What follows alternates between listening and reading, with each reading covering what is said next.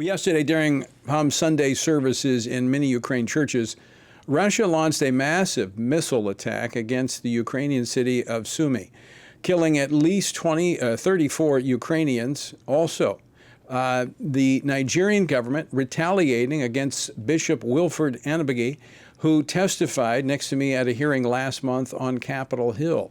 Joining us now to discuss these issues and more, New Jersey Congressman Chris Smith, a tireless voice for the voiceless. Congressman Smith, welcome back to Washington Watch. Thanks for joining us. Tony, thank you so very much. Great to see you again. Let me start with this, Congressman. I want to get your reaction to the news of this latest missile attack against Ukraine. I mean, this at a time when we're hearing all of this conversation about a ceasefire. I mean, actions speak louder than words. This man, Vladimir Putin, doesn't appear to be seeking peace. Well, again, another bold manifestation by a dictator who should be in chains at The Hague for the rest of his life for crimes against humanity, and that's Putin. Unfortunately, he just continues to manifest unbelievable violence and visited upon the Ukrainian people. And it's President Trump is right. It's got to stop. At what point?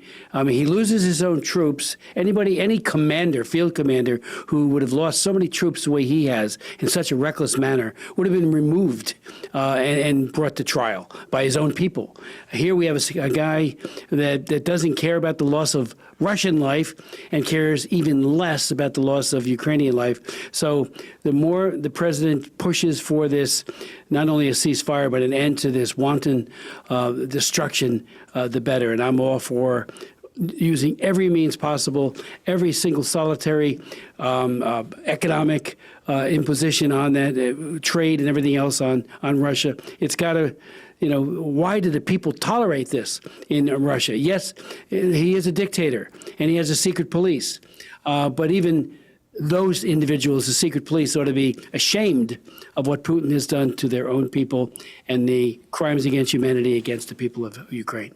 Let me ask you to weigh in on the international response to this, Sure. which has been basically, the silence has been deafening. When you compare this to the international community that has been constantly after Benjamin Netanyahu in Israel, as they have been fighting against the aggression of Hamas that attacked them.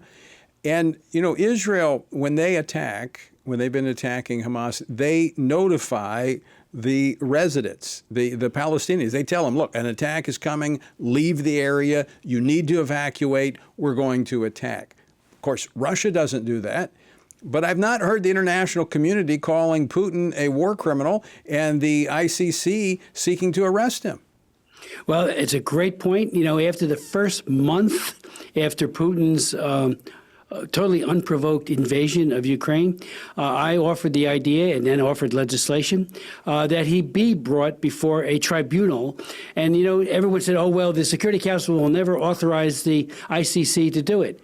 The General Assembly could, and that criminal apparatus could have been set up. He could have been tried, as well as Lavrov and Lukashenko over in nearby Belarus and a host of others. And they could have been branded right from the start as war criminals. And you're right, the silence is deafening. And, just to say, give more weapons, kill more people, that's not the answer. What we really have to do now is isolate this cancer at the very top of Russia and bring it to trial. There has been one small indictment levied against Putin because of his abduction of children, his kidnapping of those children. But what's come of it? Right. Where's the effort to prosecute? It's all just laying out there. We saw the same thing happen with Milosevic. That took years in Serbia when he invaded Croatia and Bosnia in the Balkans. I want to shift to another troubled region. Sure. Nigeria has continued to be a country of particular concern to many of us because of their attacks on religious freedom. Last month, I testified before your subcommittee, as did a Catholic bishop.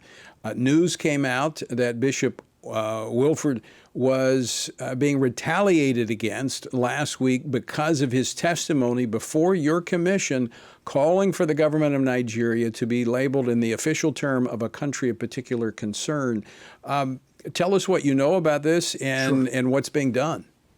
Well, first of all, thank you, Tony, for testifying. You know, your wealth of knowledge, the fact that you were the chairman of the International Religious Freedom Commission and did a spectacular job there.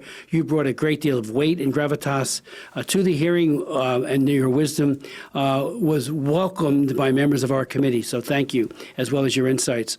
Bishop Anabe, we're very fearful for his life. The fact that the government has not stepped up to really robustly protect him. The threats that have been made are very real.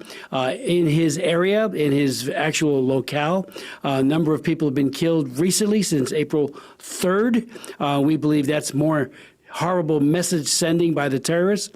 And what did he do while he was here? And he did go over to the Parliament in the UK and testify there as well. And you sat right next to him when he gave his testimony. He went right after you. He made it clear that the Fulani are waging a jihadist war against Christians and pious Muslims, because they do kill Muslims too, people who don't adhere to the very aggressive jihadist viewpoint.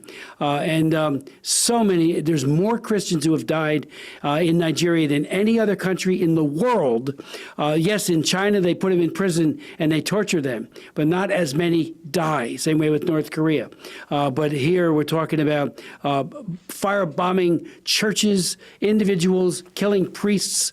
Right as we had our hearing, we brought up the fact that there was a priest who was summarily executed, and it just horrific bloodletting. The government in Abuja has not stepped up to the plate. The International Religious Freedom Act makes very clear, as you know so well, a law authored by our great friend Frank Wolf, that not only the actual complicity in working to hurt people of faith and to incarcerate and kill, but if you stand with your hands in your pockets and allow people to do it as well, that too constitutes designation country of particular concern, and then you are sanctionable, and there are many, many very serious sanctions that could be brought against that government. So we're saying designate Nigeria as a CPC, country of particular concern, and then sanction them. The time has come. We've got to step up. I've been raising this issue, and I'm not the only one. You have too, for decades, not just years. And it's outrageous. There should be no question about this. I want to underscore what you said earlier. This is the most dangerous place in the world to be if you're a Christian. Exactly. The number one place where Christians die in the world has been Nigeria. We just have about two minutes left, Congressman. And Tony, real quick, the last administration took away the Trump-imposed CPC designation without any justification whatsoever. And it was months. Appalling. Yes, and I met with the former Secretary of State to discuss the issue, and they said it was because of climate change, not religious intolerance.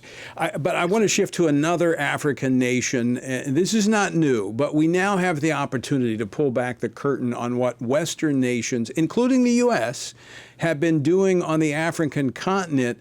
Talk about Sierra Leone and the push to legalize abortion there. We just have about a minute and a half left. Sure. The last administration gave a huge amount of money in the Millennium Challenge Corporation, $500 million. And the quid pro quo, by everything we can discover about it, was that they need to legalize abortion as this is a bribe from the U.S. taxpayers. There's a bill now, falsely named the Safe Motherhood Act, which will legalize abortion up to the 14th week of gestation on demand. And they use the word health, please. We've had that fight for 50 years here. It means on demand. And so I've been talking to a number of people in the government, including the Speaker. I'm speaking by way of a video on Wednesday at a conference that they're holding there to try to rally support or opposition, I should say, to that egregious bill. And the international community is patting them on the back at the recent UN meeting that just concluded this week. Who gave the statement on behalf of many nations in favor of abortion, sexual and reproductive health and rights? It was Sierra Leone, stepping up and getting all these plaudits from the Europeans and by the NGOs that look at unborn children as throwaways and believe they should be killed with impunity. So our hope is that, God willing, enough lawmakers will stand firm and not buy into this. And I argued, finally, Tony, if I could really quick, that there's a number of initiatives, including pregnancy care centers, but also a program called Safe Passages, which can help to profoundly change maternal mortality in Sierra Leone by having skilled birth attendants, safe blood, and other kinds of helps so the woman can have her baby. Chris, we got to leave it there, but I want to pick it up at a later date.